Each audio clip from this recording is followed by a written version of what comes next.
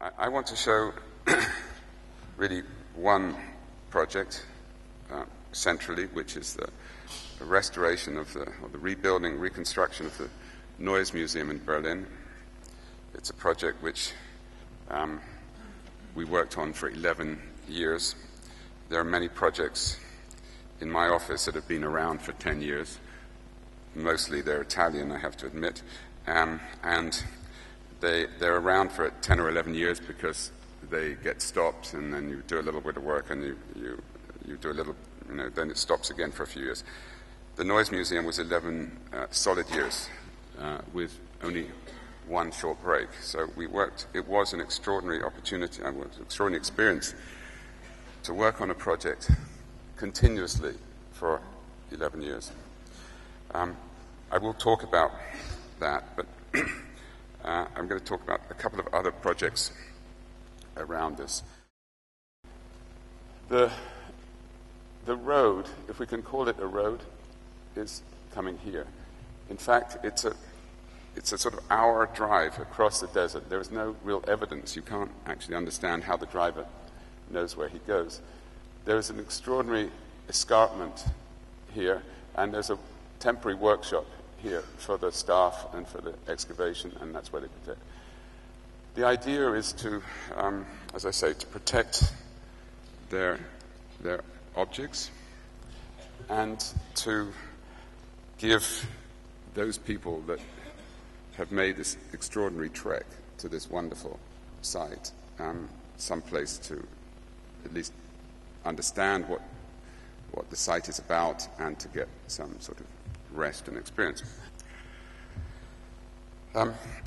This is Berlin, and this is a photograph taken probably the early 80s.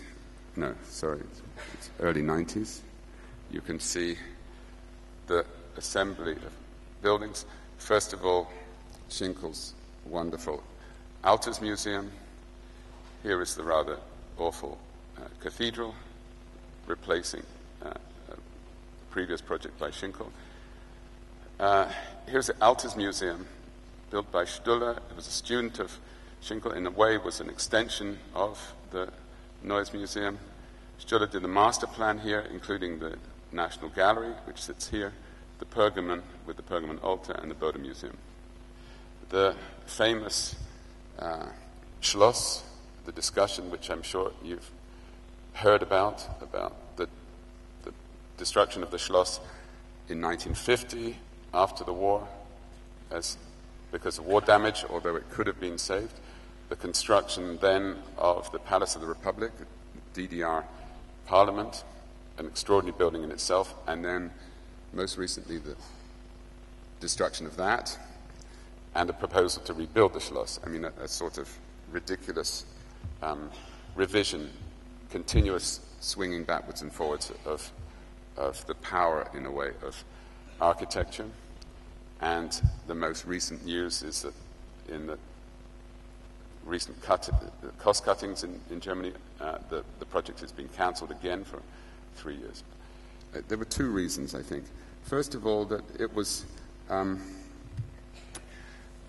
technically very difficult. The land that Berlin sits on anyway, the typical Berlin condition is very poor. The water is really close to the surface. It's like going to the beach. If you just put your hand into the ground, you can nearly find water. The museum island is even more so. And there are particular geological conditions at the Neues Museum, which were very, very difficult to deal with. Secondly, and I think most importantly, was the formal question. This building by Stuller was built at the time when the architecture itself, the museum interior, I mean, we're talking about a very early notion of what a museum might be, and it's a different idea than what it is now. Berlin didn't have substantial collections.